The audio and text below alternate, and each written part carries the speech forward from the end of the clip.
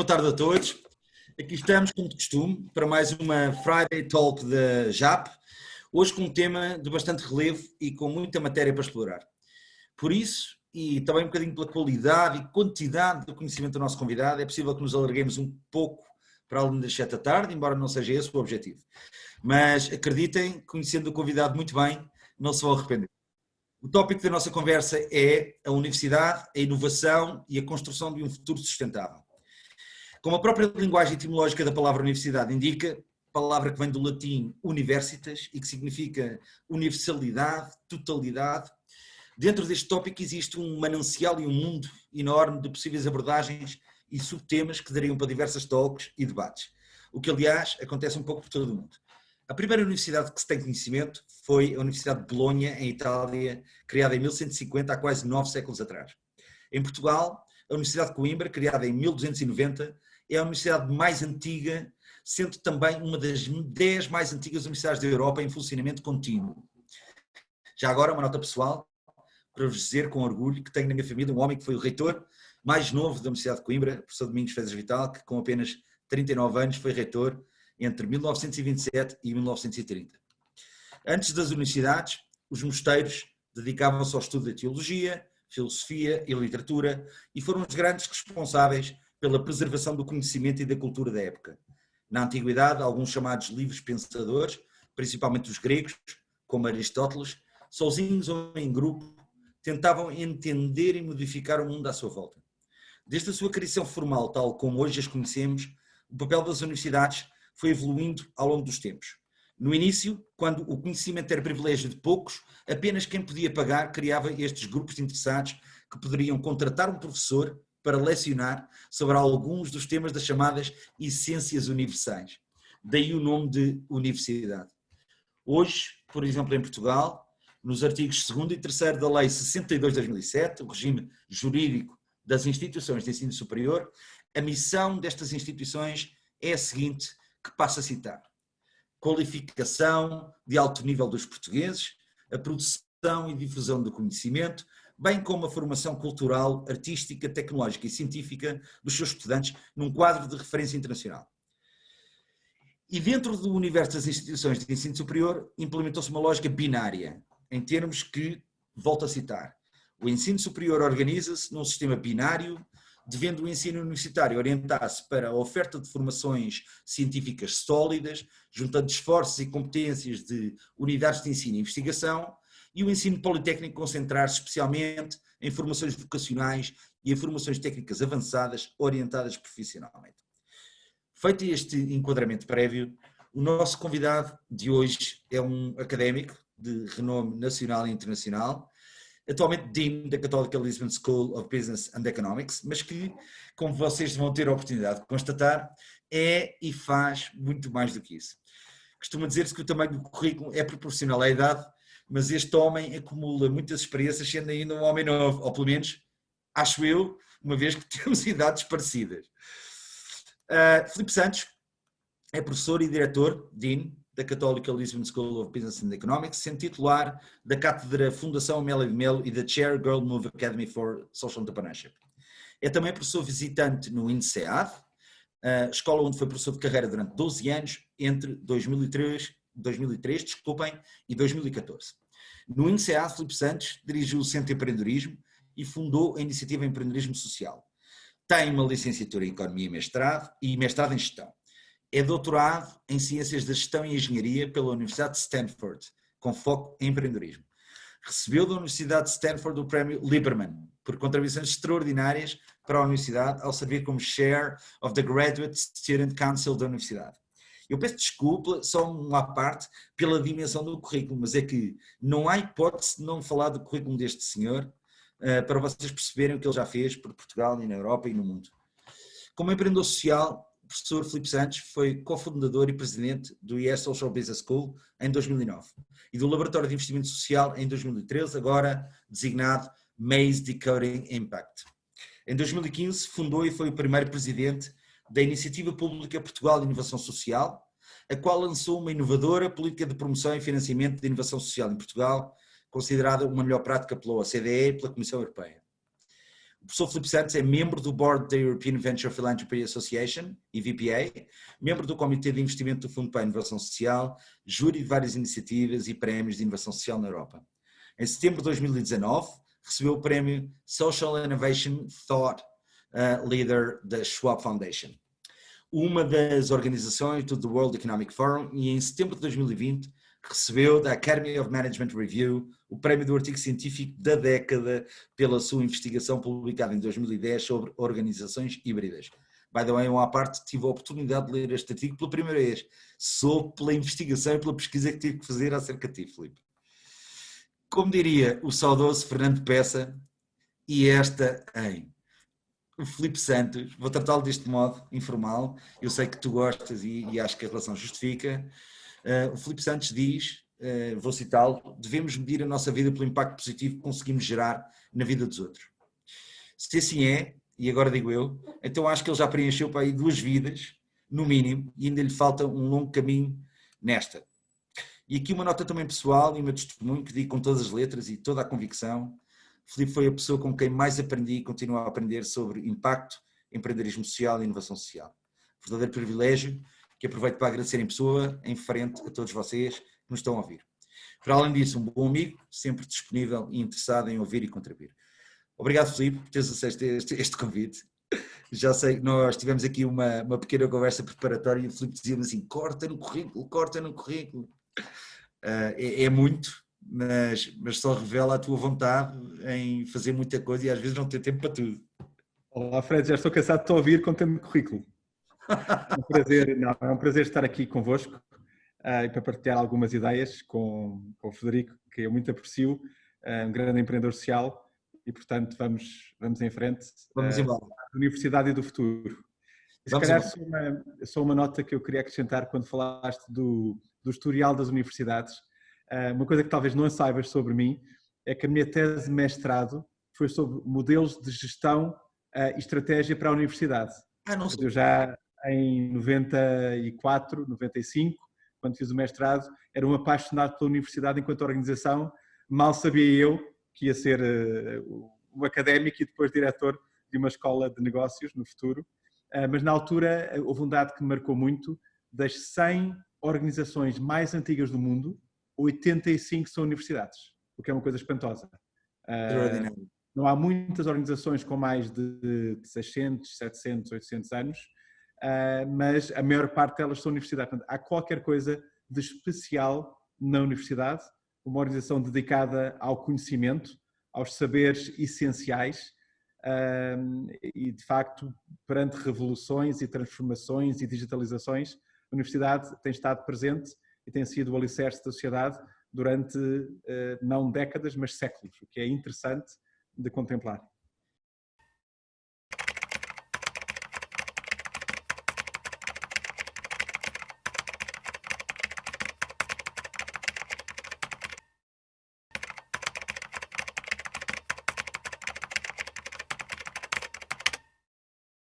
Muito bem.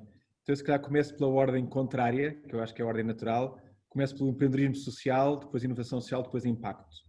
Eu diria que o empreendedorismo social eu vejo como um processo. É um processo, digamos, de resolver problemas na sociedade através de soluções que se apresentam e que se constroem para esse problema, e essas soluções são diferentes do que existe e têm potencial de ter resultados também diferentes e melhores do que habitualmente existe. E, portanto, o empreendedorismo social é este processo de inovação, de tentativa de transformar a sociedade. E a ideia, e o termo tentativa é um termo importante, porque o empreendedor social pode ser bem sucedido ou pode falhar, mas ele ou ela são sempre empreendedores. Portanto, empreender é experimentar, é tentar, é desafiar-nos a resolver um problema que existe e que nós vemos, porque é social versus comercial. Portanto, o empreendedor comercial normalmente olha para uma oportunidade de negócio onde pode criar valor, digamos, económico, monetário, e tenta desenvolver uma solução para essa oportunidade. O empreendedor social normalmente foca-se num problema, digamos, da sociedade ou de pessoas específicas, onde vê que há uma desigualdade, uma injustiça, um desperdício, um desequilíbrio profundo que nos abana, que nos transforma. Porque é que há crianças que saem da escola e perdem o ano escolar e depois não têm emprego e desaparecem, digamos, da sociedade? Porque é que há pessoas que são diferentes e que não arranjam emprego por causa dessa diferença? Porque é que há pessoas idosas que estão isoladas?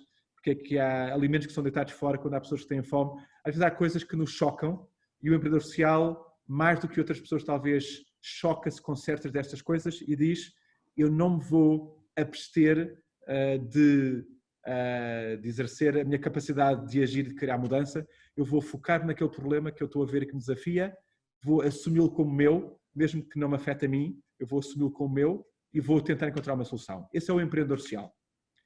Há soluções que se provam eficazes, que se conseguem construir, há umas que morrem pelo caminho, mas quando o empreendedor social consegue desenvolver uma solução em que tem alguma evidência que funciona melhor do que as existentes e que tem uma forma de sustentar economicamente essa solução ao longo do tempo, porque os recursos que vai utilizar para a solução consegue pagá-los, comprá-los, mobilizá-los, alguém os oferece, etc.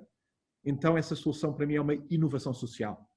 A inovação social é o resultado bem-sucedido do processo de empreendedorismo social.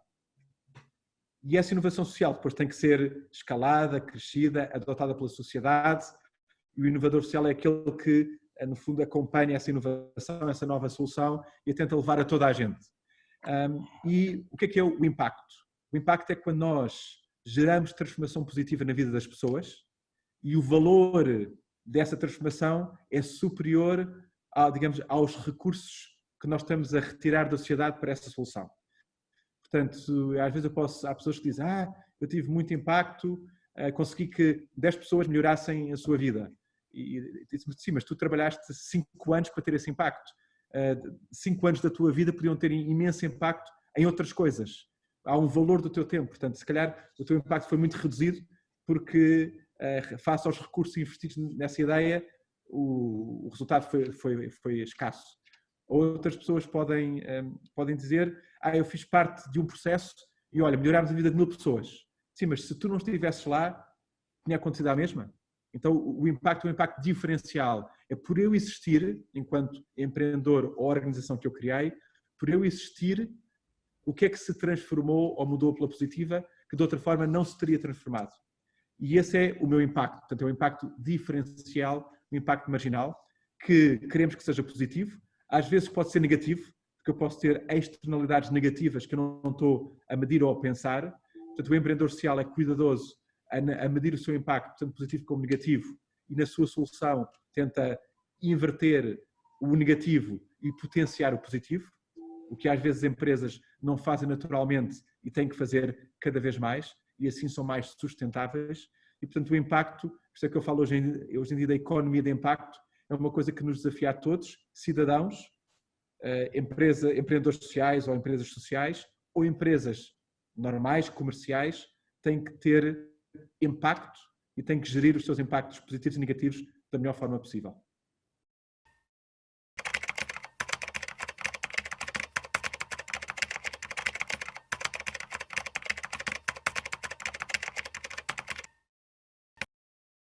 Pode acontecer, ou até em contextos não organizacionais, de certa forma. Não, ou seja, eu acredito que o empreendedorismo, e às vezes tem nomes ligeiramente diferentes, pode ser o entrepreneurship, quando é dentro de uma empresa, pode ser empreendedorismo quando é criar algo novo de raiz, mas eu acho que o fundamental é esta ideia de ser um agente de mudança no contexto onde se está.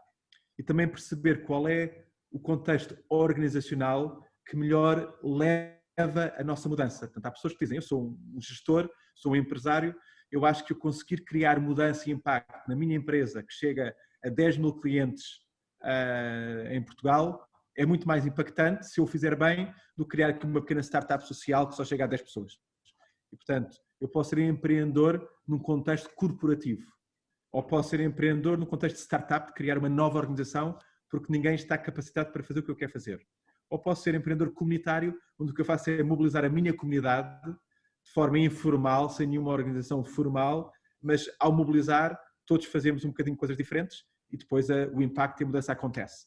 Portanto, há de facto diferentes contextos nos quais eu posso ser um empreendedor, um inovador, e o que é importante é ter esta atitude, e acho que a atitude é comum, que é: eu sou alguém que, olhando para problemas e para, digamos, destruição de valor que eu vejo e que me desafia e com o qual eu não me satisfaço, eu quero ser um agente de mudança para que se desenvolvam na sociedade as soluções certas.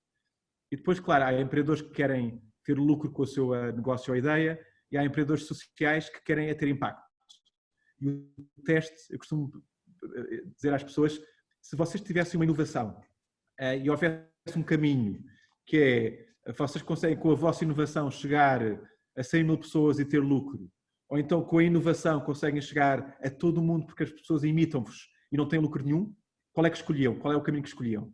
E se calhar o empreendedor comercial diz, não, eu quero ter a minha inovação, não quero que me imitem, eu quero chegar a 100 mil e ter lucro. O empreendedor social diz, não, eu quero que a minha ideia chegue a todo o mundo e que mude o mundo todo, mesmo que eu pessoalmente não lucre com isso. O meu lucro pessoal é ver o impacto que eu estou a ver na sociedade. Claro que eu preciso me sustentar a minha família, mas o que me motiva e o drive da minha ação é o impacto que eu vejo na vida dos outros. E se alguém pega na minha ideia e faz esse impacto por mim, para mim é ótimo, porque eu não estou a ter o trabalho e estou a ver o impacto acontecer, que é o que eu quero.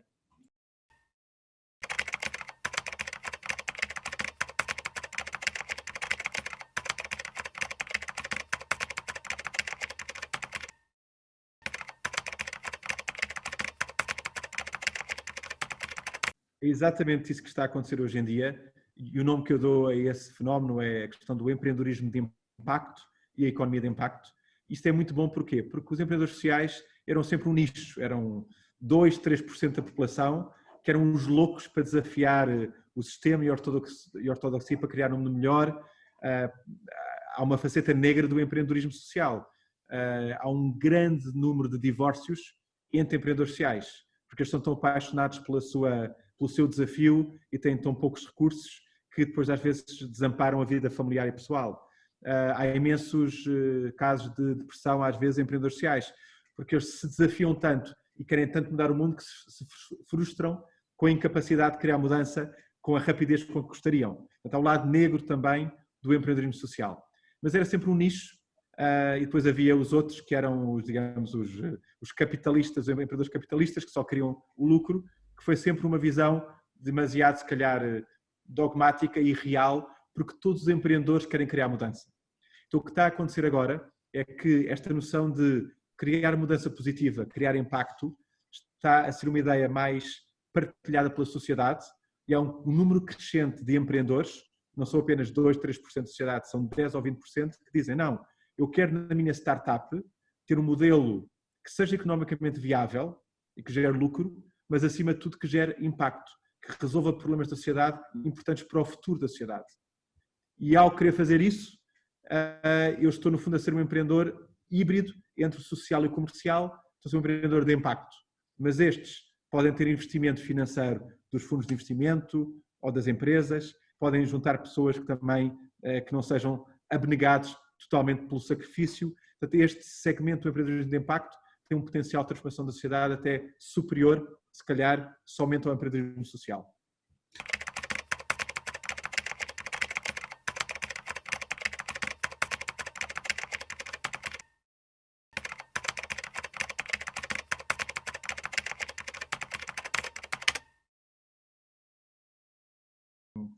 Eu, na altura, eu via o empreendedorismo acontecer na América, o surgimento do Silicon Valley, o ecossistema de empreendedorismo, e percebi o potencial enorme que o empreendedorismo tinha para transformar as sociedades. Mas na Europa, na altura, falava-se muito pouco de empreendedorismo. E eu senti, eu vou para o melhor sítio do mundo em empreendedorismo, que é Stanford, do Silicon Valley, e vou tentar beber tudo o que haja para beber e para aprender, e vou tentar trazer para a Europa ser um bocadinho em terra de seca, em olhar rei. Ou seja, se ninguém sabe o que é empreendedorismo, eu na Europa consigo ter algo para dizer de valioso e algo para explicar e para formar, porque está atrasado nesta área face aos Estados Unidos.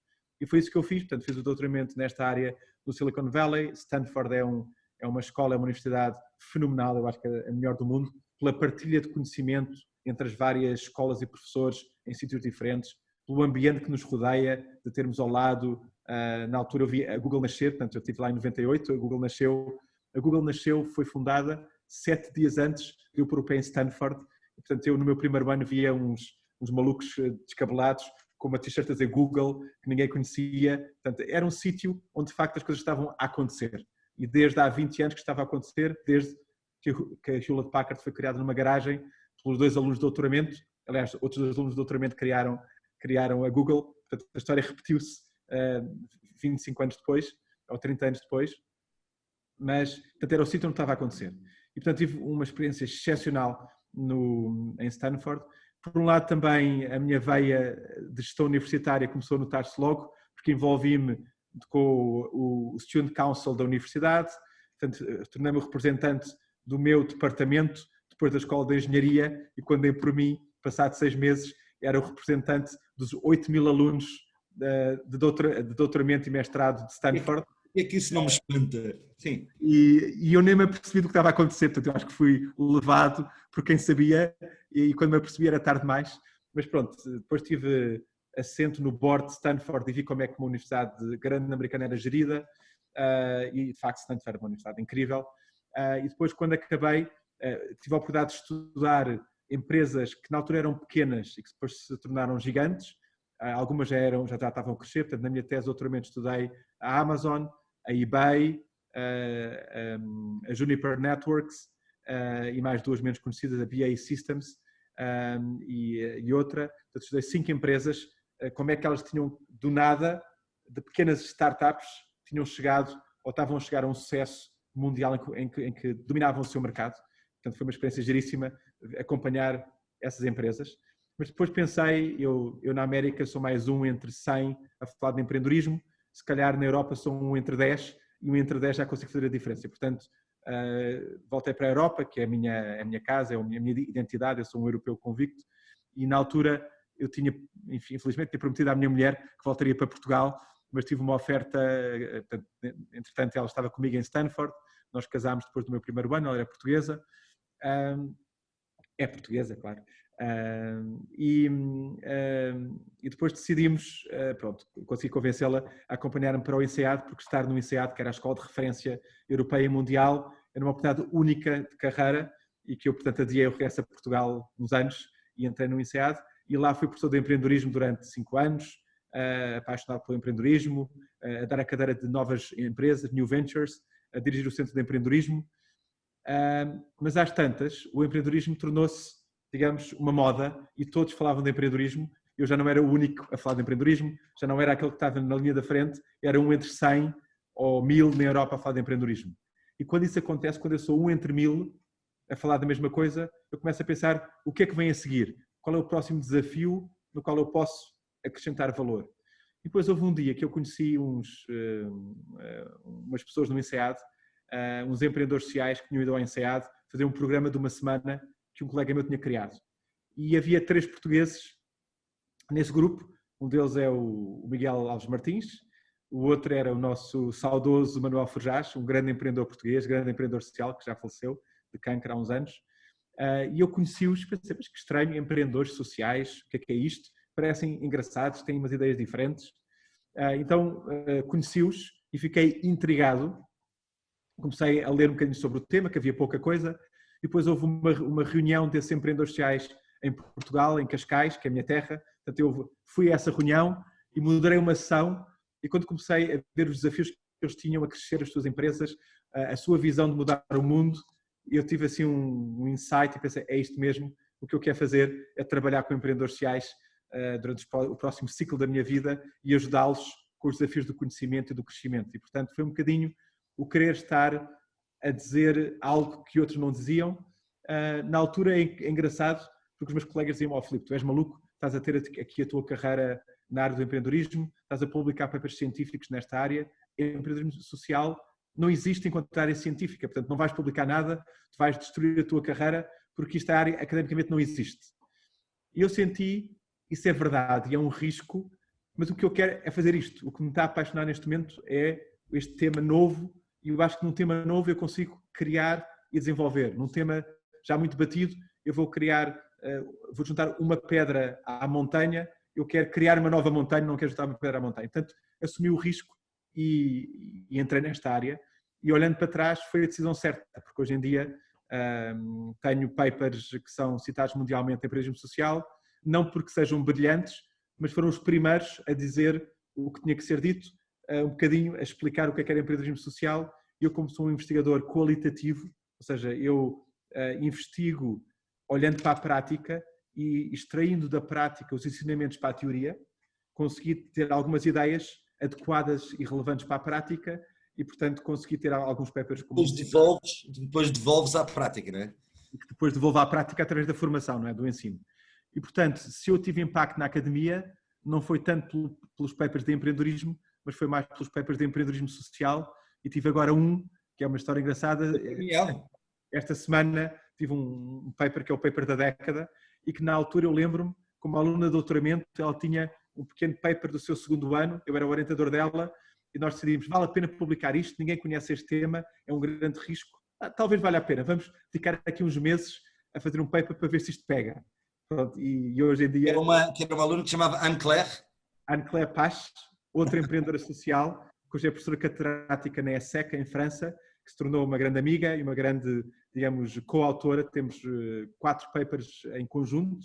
Ela é brilhante e lá está, como eu, ela é empreendedora social, ao mesmo tempo ela é investigadora e pensadora, e quando se une estas duas facetas, de facto as coisas, há uma mágica que se cria e, portanto, nós dois temos um conjunto de papers muito engraçados sobre organizações híbridas que nos ajudaram a pensar nesta questão da dualidade entre o social e o comercial e como é que um empreendedor consegue viver nesta dualidade e, em vez de ser espartilhado por ela, consegue beber destas duas facetas e destes dois ecossistemas e criar o melhor dos mundos que unem estes ecossistemas. De facto, tu tens aqui, és um multifacetado, porque tu tens esse perfil académico, mas depois foste empreendedor e continuas a ser, e ainda mais juntas-lhe aqui outra característica que é um agregador. Eu reconheço em ti uma capacidade e uma vontade de juntar vários setores e vários tipos de pensamento à volta deste novo paradigma, eu diria. Eu chamo-lhe paradigma porque acho que é a palavra que melhor resume, não é? Aquilo que nós todos, em conjunto, enquanto ecossistema, estamos a tentar fazer.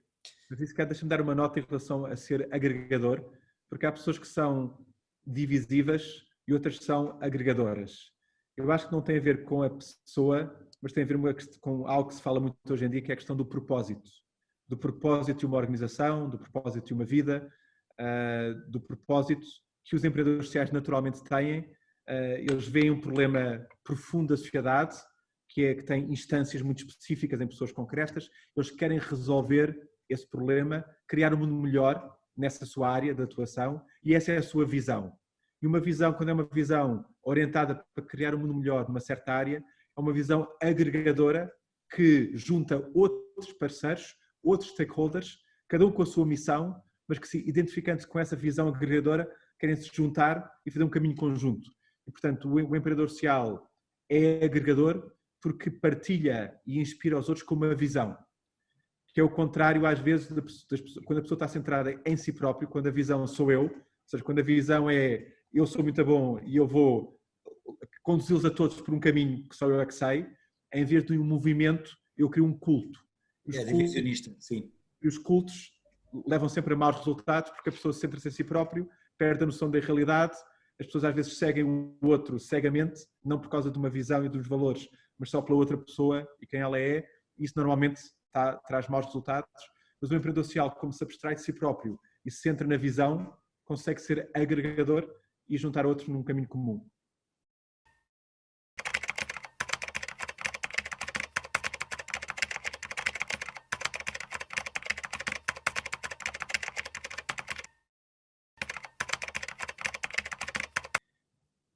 Eu sempre fui apaixonado pela universidade enquanto organização e acho que é um enorme privilégio poder trabalhar numa universidade.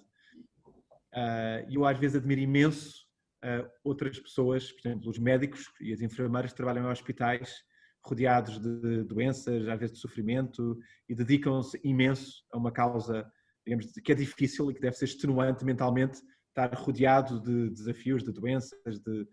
A universidade está rodeado de coisas positivas, está rodeado de conhecimento, não há nada mais motivador ou poderoso do que uma ideia, do que conseguir criar um novo modelo, uma nova teoria para explicar a realidade. Não há nada mais apaixonante do que inspirar pessoas numa sala de aulas, conseguir transmitir esse conhecimento, fazer projetos novos. A universidade dá-te tempo e liberdade para te dedicares àquilo que quiseres fazer. Eu nunca poderia ter feito as coisas que fiz no INSEAD e agora na Católica se não houvesse esta flexibilidade. Às vezes diz-se, a Google dá 20% do tempo aos empregados para fazer o que quiserem. A universidade dá 50% do tempo ou 60% do tempo. Diz, olha, você dá umas aulas e tem que dar estas aulas, mas do resto você investigue, explore, desenvolva aquilo que você achar que faz mais sentido. Este é um privilégio enorme, não é? É um privilégio brutal. E, portanto, eu sempre fui apaixonado e sinto um enorme privilégio. Não há melhor carreira no mundo do que ser professor de uma universidade e ter este enorme privilégio. E a universidade, além disso, tem aqui uma função, além da ideia do sistematizar, criar conhecimento, informar, criar evidências, que são a base depois da atuação da sociedade. Nós hoje em dia lidamos com a questão das fake news e das falsidades e percebemos talvez ainda mais do que antes a importância de saber o que é a verdade, saber o que é políticas baseadas em evidências, saber o que é que se prova que resulta ou que não resulta, fugir ao dogma e olhar para aquilo que é fundamentado. Esse é um aspecto fundamental do papel da universidade e que se calhar não o faz tanto quanto devia, porque às vezes esta ideia está na sua torre de marfim, no seu conforto e não se liga à sociedade tanto quanto devia ligar. Eu acho que as escolas de negócio têm feito isso bem nos últimos anos e devem fazer ainda mais, cada vez mais.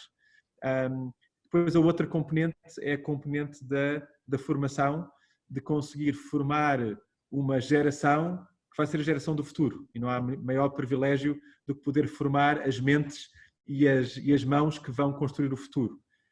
Em cada área, na engenharia, que é uma área fenomenal, nas economias e gestões, nas humanidades, e aqui a responsabilidade é enorme, porque não só o conhecimento que as pessoas vão ter, mas a sua base de valores, a sua capacidade de empreender e inovar é fundamental para o futuro da sociedade. Se nós tivermos uma geração de jovens que serão os líderes do amanhã, capazes de pensar bem, de se desafiar, de procurar, olhando para problemas que veem, sentir que são agentes capazes da mudança e ter esse espírito de sacrifício e esse drive e as ferramentas para o fazer, nós temos uma sociedade que tem futuro. Se tivermos uma geração egoísta, pouco capaz ou com o sentimento de que eu sou incapaz de fazer face aos desafios que a sociedade me coloca, se eu não me sinto empoderado, então aí a sociedade como um todo não vai ter futuro. E, portanto, a universidade tem essa função. E nessa função, uma coisa que eu tenho trabalhado muito aqui na Católica Lisbon e que tu tens-me acompanhado nessa jornada, é ligar cada vez mais os temas que trabalhamos na economia e gestão com a sustentabilidade e os desafios do desenvolvimento sustentável. Nós hoje temos uma linguagem e temos uma métrica daquilo que é importante para o futuro da sociedade, que é traduzido nos Objetivos de Desenvolvimento Sustentável das Nações Unidas, dos 17 ODS das Nações Unidas, com as suas métricas, com os seus desafios. E, portanto, nós percebemos como é que a economia e a gestão, que são ferramentas fundamentais para a prosperidade coletiva. Nós sabemos que sem um mercado a funcionar, sem iniciativa privada, sem premiar o mérito, a sociedade não avança, a pobreza não acaba, não criamos valor.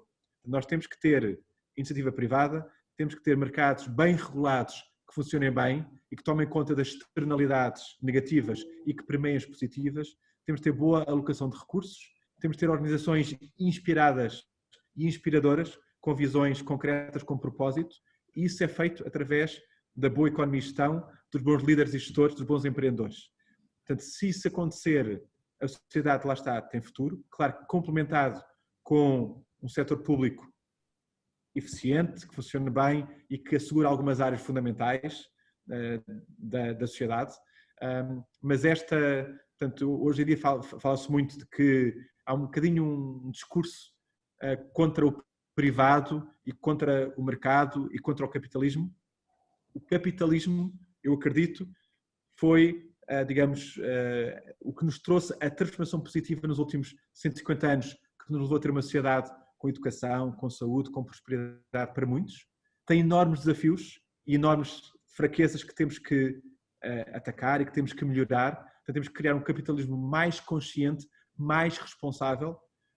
Temos que melhorar o sistema fiscal, temos que ter mecanismos contra a corrupção mais eficientes, temos que ter políticas mais eficazes, regulação mais eficaz, mas com o equilíbrio entre a regulação, o público e a iniciativa privada, nós conseguimos criar uma sociedade muito mais poderosa e que leva a muito maior inclusão de todos. E é esse o papel, em particular, de uma escola de negócios e economia, que é agora a função que eu tenho, e o papel da universidade que eu estou a desenvolver. Portanto, esse papel é fundamental e cabe à escola de economia e negócios ter um papel muito ativo na sociedade, chamar à razão a nova geração e os gestores e líderes para serem mais responsáveis, mais orientados para o futuro, e ela própria também ter essa responsabilidade interna e esse foco na sua investigação, no seu ensino, que é isso que estamos a fazer aqui internamente na Católica.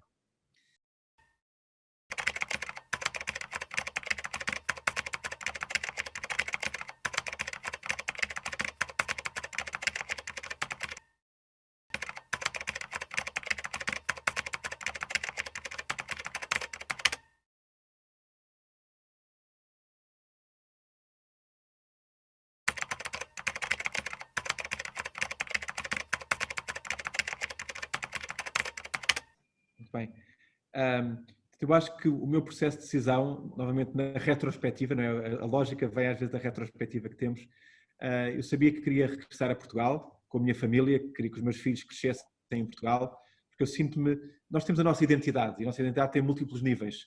Eu sinto-me cascalense, eu nasci em Cascais, adoro Cascais e é a minha terra.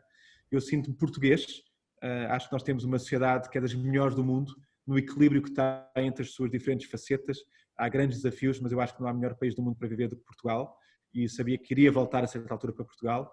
E eu sou também um europeísta convicto, porque acho que há uma matriz de valores e de abordagem dos países europeus, em conjunto e cada um, que é única e que é muito importante para o mundo.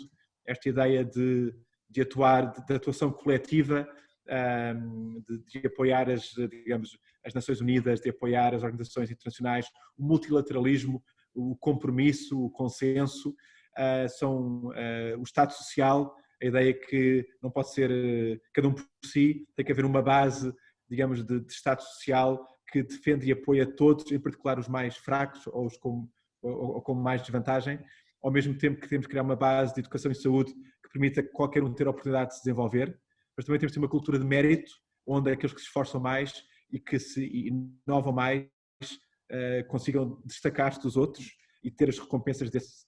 Este equilíbrio eu acho que a Europa tem muito melhor do que a Ásia, do que os Estados Unidos, do que outros continentes. Portanto, eu sou um europeísta convicto, portanto, sabia que queria voltar. Na altura, eu acho que a carreira académica dá-te imenso potencial de ser empreendedor, inovador, formador, até agente de política pública, como eu, entretanto, consegui ser ao lançar a Portugal Inovação Social, que foi um desafio giríssimo com que me colocaram. Portanto, eu sabia que queria continuar a carreira académica, pontuando-a com momentos em que ou me afasto ou me dedico a outros desafios mais, digamos, mais específicos. Eu não contava ser Dean, aliás, eu vim para a Católica também desafiado por um diretor, que era o Francisco Veloso, que agora está como Dean do Imperial College, e portanto eu estava convencido que viria, e ele seria o diretor durante muitos anos, e eu tinha a minha cátedra e conseguiria continuar o meu trabalho na inovação social, no ecossistema de empreendedorismo social, e portanto não estava a contar, nem era a altura para assumir funções de gestão universitária, digamos, mais profundas. E estava contigo quando soube que haveria essa oportunidade, e não era a altura, mas ao mesmo tempo eu acho que a liderança tem que ser uma liderança pelo serviço, ou seja, a altura não é quando é a altura certa para mim, é quando é a altura certa para o contexto, ou seja, era a altura certa para assumir este desafio, não era boa para mim na altura, mas era boa para a escola, era boa para a universidade e era importante para todos, e portanto se eu perdesse a oportunidade de servir nesta altura, estava a perder a oportunidade. Portanto, as oportunidades aparecem quando têm que aparecer, não quando nós queremos, devemos agarrá-las e seguir em frente. E aqui eu tinha a oportunidade de não só fazer o meu trabalho no meu pequeno mundo, mas ter aqui uma organização com um legado, com 12 mil alumni pelo mundo em funções importantes, com 2 mil alunos por ano, com investigadores de renome mundial, e conseguir que esta organização, ainda mais, que já tinha uma gênese de ética, de valores cristãos, de responsabilidade, não o fizesse não só em cadeiras de ética ou em algumas atividades, mas colocasse este foco no impacto e no propósito no centro da sua atuação, que é o que eu digo que os empreendedores sociais devem fazer, é o que eu digo que as empresas devem fazer e é o que as escolas e universidades também devem fazer. No nosso caso, isto reflete-se em termos de alinhar a nossa investigação com os desafios do desenvolvimento sustentável e, na parte de ensino, criar programas de transformadores para as pessoas na área do propósito, da Responsible Business and Leadership, na área da inovação social, que é o que temos feito nos últimos anos.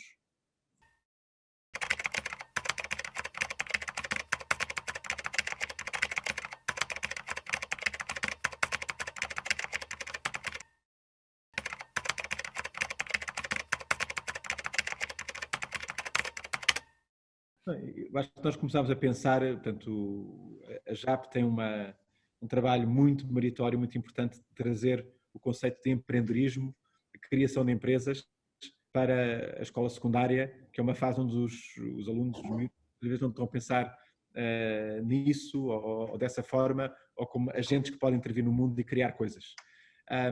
Mas às vezes nós também sentimos que ensinar a um miúdo de 13, 14 ou 15 anos a criar um negócio e como ter lucro, parece parece pouco, ou seja, depois de fazer isto tudo, o que é que vai acontecer? É pá, tenho lucro. Não, o que vai acontecer é que mudas a vida das pessoas, é que transformas, resolves problemas, é que tens um papel importante na sociedade. Isto, para os miúdos, é mais aliciante do que o ter lucro. Se entretanto também tiveste lucro com a empresa que criaste ou com o negócio que criaste, melhor ainda. Portanto, nós sentimos que o empreendedorismo social estava até mais alinhado, digamos, com o que queremos puxar pelos jovens, que é este sentimento de que eu não sou um cidadão neutro na sociedade, eu tenho que ser um cidadão ativo e interveniente na sociedade e independente da minha idade eu consigo agir e criar mudança positiva na sociedade e se eu me sinto empoderado para o fazer, vou ter gosto em fazê-lo e vou praticá-lo e vou juntar-me a outros e vamos mobilizar-nos para criar esta mudança. Portanto, se tivermos de facto os alunos do secundário já um bocadinho com esta lógica, com este sentimento, eu sou capaz de criar projetos, de ter ideias, de criar negócios, de gerar impacto, o mundo claramente vai ser diferente, porque quando eles chegarem para a universidade já têm este espírito, na sua vida futura, em empresas ou em negócios vão ter esta postura e abordagem. Nós achamos que era essencial passar esta ideia de ser um agente de mudança, ser um change maker na sociedade. O Bill Drayton, que é o grande, digamos, promotor do empreendedorismo social, criou a Ashoka, que é a maior rede mundial de empreendedores sociais, diz duas coisas engraçadas. Um diz que não há nada mais poderoso do que uma ideia para mudar o mundo nas mãos do empreendedor social. Portanto, quando se junta aquele desafio do problema com a capacidade de ação do empreendedor, não há nada mais poderoso. Também diz que quando na sociedade tivermos 30% ou 20% de uma geração que se veja como agente de mudança, empreendedor social, empreendedor de impacto, basta haver 20% de pessoas com esta atitude e espírito, parece que cada uma destas leva 2 ou 3 com ele ou com ela e, portanto, já são 80% que fazem parte do movimento e a sociedade muda.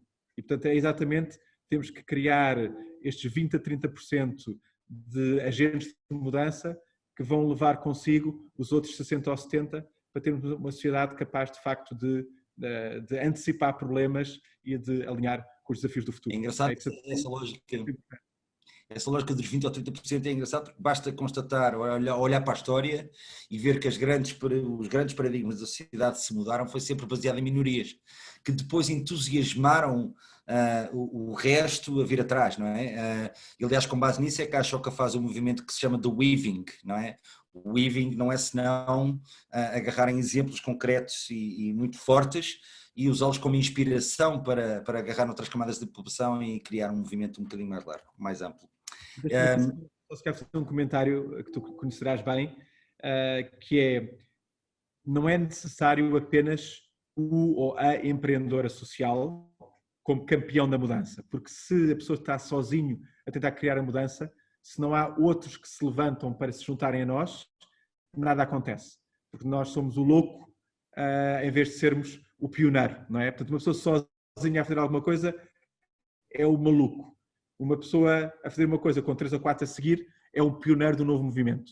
E há aqueles vídeos giríssimos que é chamado First Follower, que a gente mostra nas aulas de inovação social, onde há um maluco sozinho a dançar durante 1 ou 2 minutos e ninguém liga nenhuma, e ele é só um parvo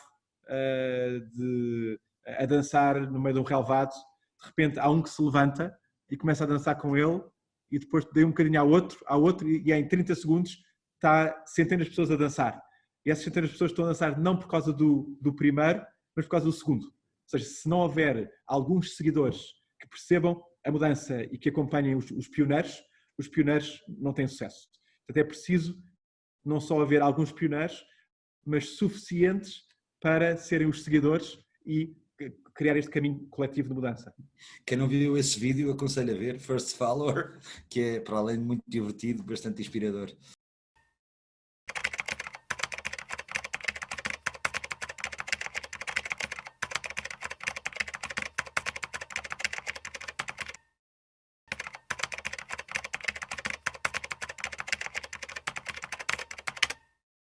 Eu acho que o mundo está a mudar e as pessoas estão a mudar na sua exigência às instituições públicas, às empresas, à economia social, em termos do que querem ver e do que procuram.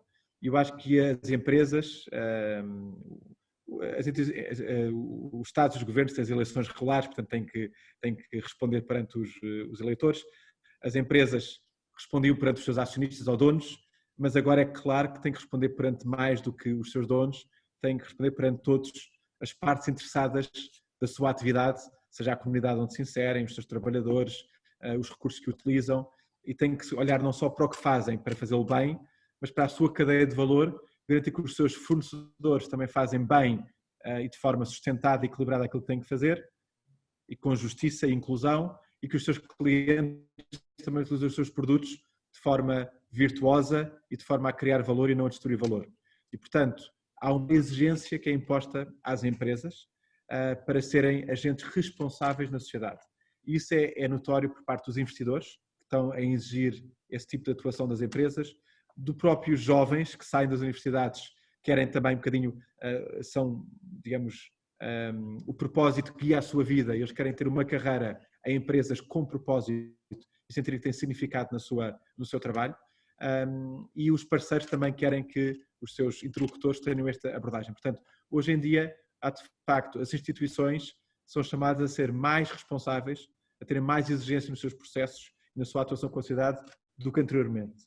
E, portanto, os jovens quando saem da universidade encontram do outro lado um mundo mais receptivo, em particular, tenho que dizer, das grandes multinacionais, que são expostas a um conjunto de influências, concorrem pelo talento e sabem que para atrair talento têm que dar resposta a estes desígnios e estas ambições das pessoas, mas essas são empresas também que são exemplo para outras, se calhar de média dimensão, que também começam também a emular esse exemplo. Portanto, eu acho que já há, da parte empresarial, uma resposta a essas ansiedades da sociedade e começa a haver uma mudança.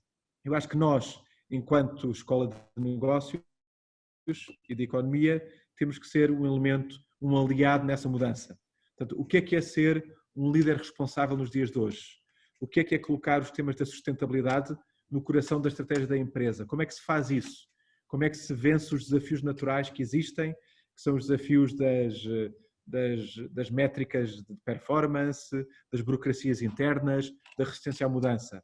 Como é que um inovador interno consegue, de facto, ser um agente transformador da própria empresa e organização? Portanto, este trabalho, o que é ser um líder ético e responsável? Nós, se calhar, pessoas dizem, mas eu agi legalmente, eu não fiz nada contra a lei. Mas, claramente, a pessoa sentia que, eticamente, o que estava a fazer estava a destruir valor, estava a roçar a margem da ilegalidade, e se calhar, passado 2 anos ou 3 anos, o diapasão da sociedade muda e aquilo que eles fizeram que lhes parecia legal na altura, mas que já não era ético, agora está claramente ilegítimo e há consequências.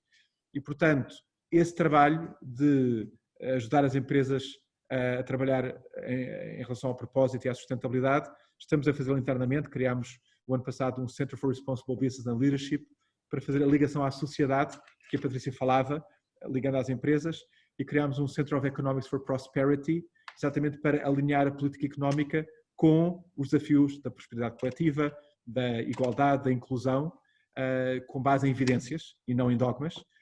E estamos a trabalhar na área da inovação social, do empreendedorismo social, para exatamente conseguirmos que a sociedade tenha agentes de mudança e consiga esse processo de transformação.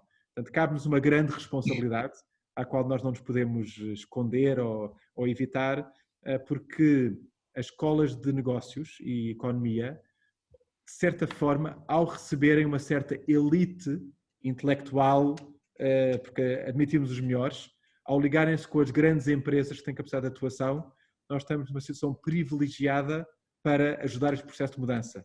E, como tal, não nos podemos escusar a esta responsabilidade. Eu acho que com algum privilégio de estar numa universidade vem muita responsabilidade.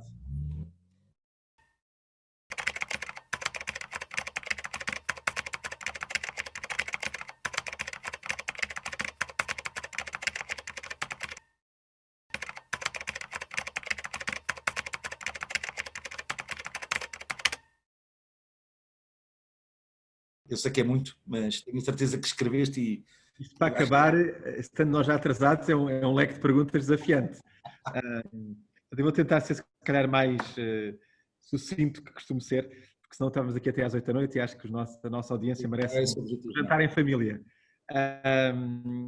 Em relação à questão da pandemia, esta crise é um desafio enorme para todos nós e acho que, acima de tudo, para os nossos governantes, que estão perante uma situação super desafiante, nunca antes experimentada em 100 anos, e têm que dar respostas às vezes imediatas e tomar decisões no prazo de dias e semanas, às vezes com pouca informação e com poucas evidências.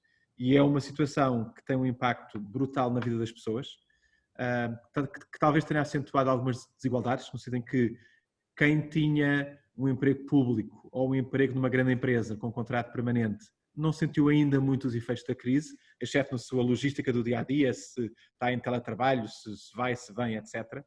Quem tinha o seu pequeno negócio, que vivia de serviços, que vivia de serviços às pessoas, ou de recibos verdes, viu secar a sua fonte de rendimentos, e quem criou um pequeno negócio que parecia vibrante e que parecia que tinha feito todas as opções certas, de repente aconteceu uma coisa que ninguém previa e ficou totalmente com a vida destruída em termos profissionais. Houve um conjunto de medidas que foram tomadas importantes, que de certa forma adiaram as consequências do problema.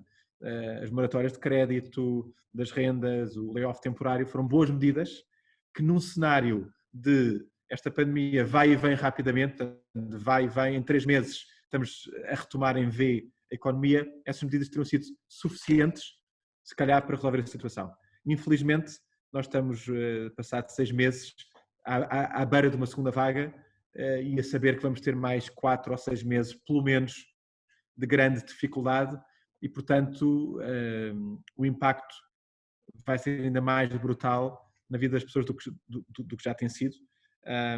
Eu sinto um bocadinho que estamos naquela fase, às vezes há aqueles desenhos animados onde o coiote vai a correr, de repente vem o precipício e o coiote não sabia e depois fica ali durante uns segundos a levitar antes de começar a tombar.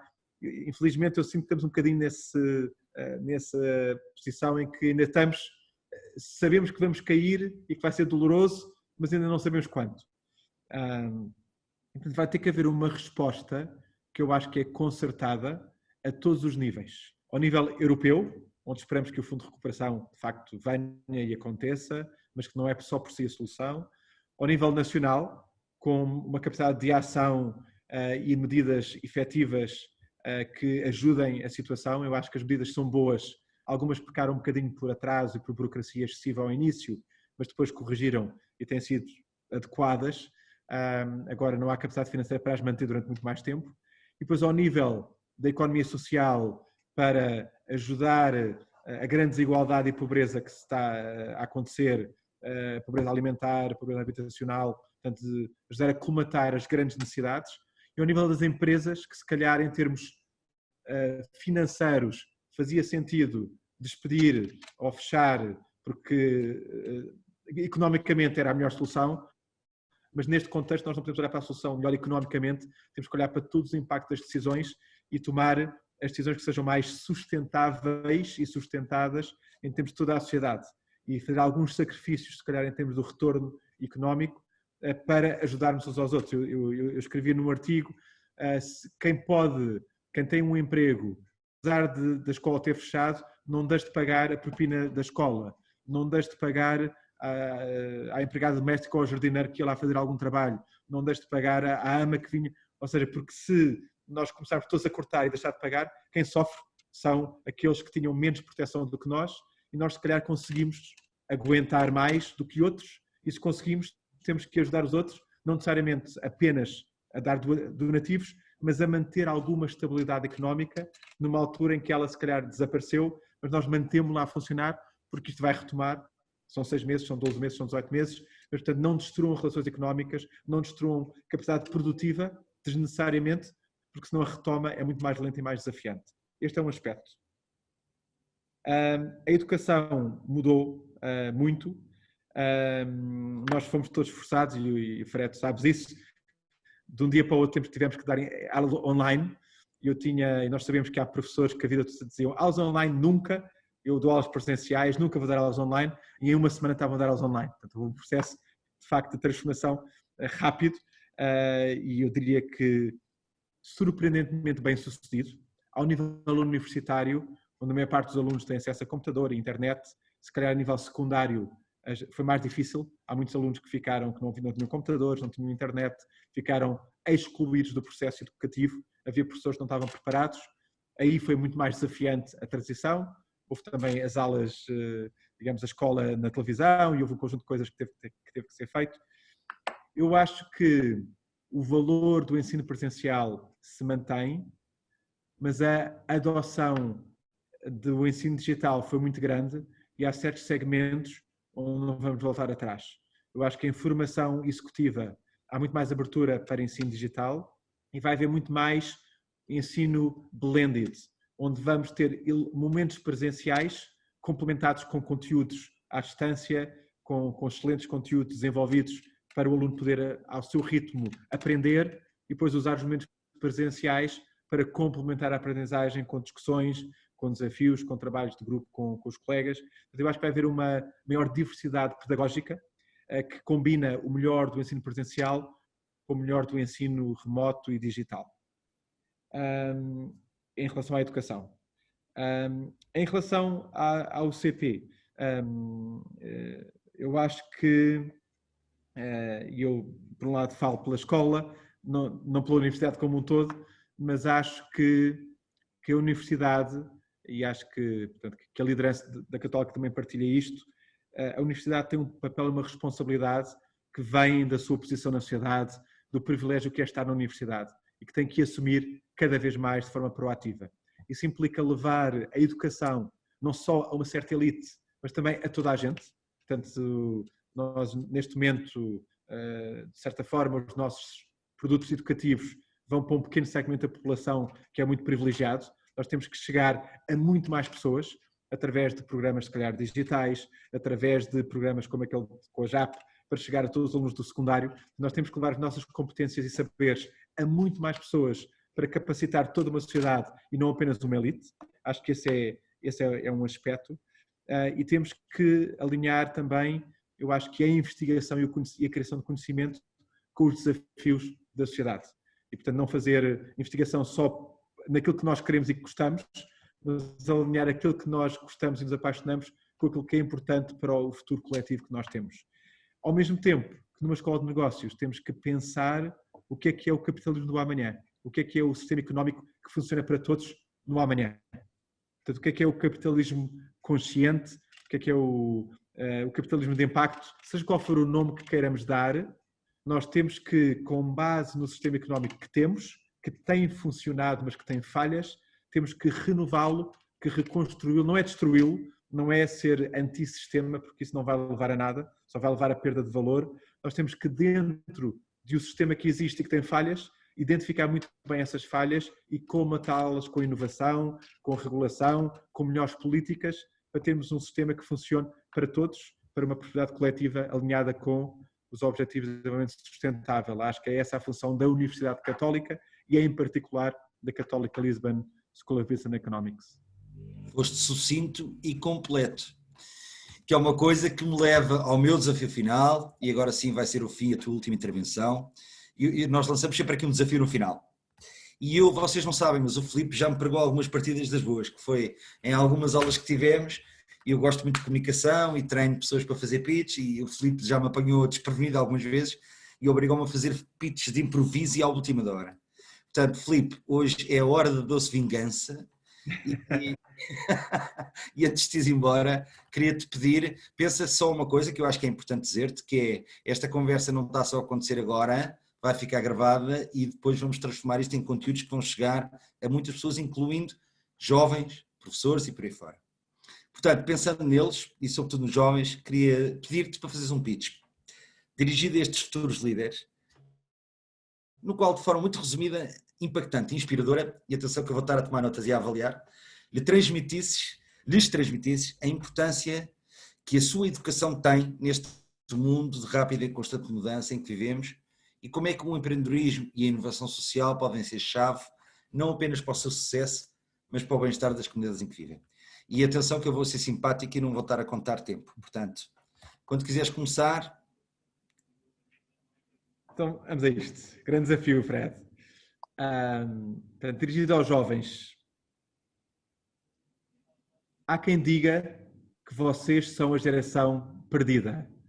A geração que vai ser pior do que os vossos pais, que não vai ter as oportunidades, não vai ter os empregos, não vai ter aquilo que eu tive e que outros tiveram. Eu acho que essas pessoas estão enganadas. Vocês não são a geração perdida, vocês são a geração afortunada. Não há melhor momento para estar vivo e jovem do que hoje, com o conhecimento que vocês têm, o acesso ao conhecimento na vossa mão, o conhecimento do mundo, a mobilidade que vocês têm em termos de viagens, exceto em termos de pandemia, a capacidade de se conectarem uns com os outros. Ninguém teve isso na história. A conexão, o conhecimento, a mobilidade, a visão do mundo que vocês têm aos 16, 17 e 18 anos, nunca nenhuma geração teve. A questão é o que é que vão fazer com todos esses ativos, com todo esse potencial. E aquilo que vocês podem fazer é, de facto, serem, no fundo, encontrarem nas vossas áreas de paixão aquilo que vocês querem ser e fazer e nessas áreas aprofundarem, estudarem, conhecerem, conectarem-se e serem nessa área a melhor versão de vocês mesmos, os melhores do mundo, nessa vocação, nessa competência, pode ser desportiva, cultural, empreendedora, social, o que quer que seja, sejam muito bons, desafiem-se a vocês próprios e tenham impacto, rodeiem-se dos melhores, das melhores pessoas, do melhor conhecimento, das melhores ferramentas, trabalhem em conjunto com outros na procura de objetivos comuns e procurem sempre alcançar o impacto nas vossas vidas, porque vocês irão olhar para trás no futuro e medir a qualidade e o impacto da vossa vida segundo a métrica do impacto que criaram na vida dos outros. Essa é a verdadeira métrica do impacto e vocês estão numa posição em que cada um de vocês tem uma capacidade de gerar impacto que mais ninguém teve no passado. Utilizem-na bem, encontrem uma vida e uma carreira com propósito e com impacto e encontrarão a satisfação e a felicidade nessa carreira. Bravo, Sr. Professor, muito bem. Depois falamos sobre o grading. Depois no fim falamos sobre o grading. Dás-me aqui os pontos fracos do pitch. Aliás, o Fred é o master pitcher. Filipe, foi uma honra e um enorme prazer ter-te aqui hoje. Acho que foi uma conversa rica em visão, em conhecimento, insights e que poderá ajudar muitas pessoas, organizações e jovens a alinhar horizontes no futuro. Parabéns por tudo que tens feito, por não deixares que este ecossistema é que nós também ajudamos a criar, mais do que eu, mas que eu também tento contribuir e que temos na área do empreendedorismo e da inovação social, deixe de ter a importância e a relevância que sabemos ter e que não pode deixar de ter. Gostava de terminar a conversa só com uma pequena inspiração de uma frase de John F. Kennedy, ele próprio um homem inovador e visionário, que diz o seguinte: um homem pode morrer, nações podem crescer e cair, mas uma ideia resiste. O Filipe já disse uma coisa parecida hoje na conversa, mas de facto muitas ideias foram partilhadas aqui hoje. Gostaria de deixar uma que, em tom de resumo, me ficou. A de que uma pessoa motivada, focada e com as ferramentas certas pode realmente mudar o mundo. À sua escala, de maneira progressiva e incremental, cada um de nós tem uma pegada. Não precisamos ser todos um Martin Luther King ou um Gandhi. Como diria a Vera Cordeiro, a fundadora de uma grande organização de empreendedorismo e inovação social brasileira, que se chama Saúde Criança, não precisamos de grandes milagres, precisamos de pequenos milagres todos os dias. E se deixarmos que esta ideia se alimente, resista e persista, não haverá vírus que impeça que a humanidade faça um caminho de futuro mais sustentável. É essa a esperança que a JAP e também o Filipe traz para o seu dia-a-dia e a base de tudo o que temos vindo a fazer. Muito obrigado mais uma vez, Filipe, pela tua disponibilidade. Sabemos que tens... Estamos juntos neste caminho, como sabes. Estamos juntos, obrigado. Obrigado a todos e até à próxima talk, a última desta série da Rentrée da JAP, e que vai estar integrada na Semana do Empreendedorismo promovida pela Câmara Municipal de Lisboa, na qual entrevistaremos o meu bom amigo e parceiro da JAP, Johan Nesme, fundador da plataforma de crowdfunding PPL, que o Filipe também conhece muito bem, para conversarmos, como já se adivinha, de empreendedorismo e crowdfunding. Teremos também a presença de um convidado da Câmara Municipal, para o que vai ser, assim o esperamos, uma conversa elucidativa sobre esta ferramenta de financiamento de iniciativas empreendedoras. Uma conversa marcada para o próximo dia 25 de setembro, sexta-feira, de hoje a uma semana, na página do Facebook da General Achievement Portugal, que pedimos que sigam, ponham os vossos likes, tal como na página do Instagram. Espalhem a mensagem, tragam mais gente, quanto mais melhor. Bom fim de semana a todos e obrigado por estarem aí.